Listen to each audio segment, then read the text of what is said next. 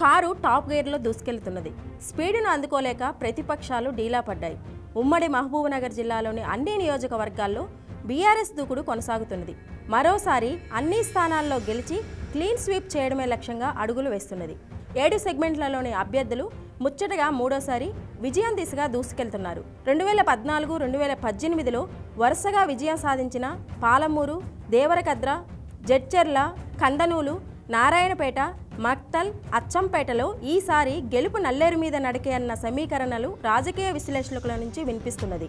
అయితే ఇక్కడ రేసుగుర్రాల హ్యాట్రిక్ను ఎలాగైనా ఆపాలని ప్రతిపక్షాలు ఎత్తులు వేస్తున్నా గులాబీ పార్టీ వ్యూహరచనతో ఎప్పటికప్పుడు తిప్పికొడుతున్నది.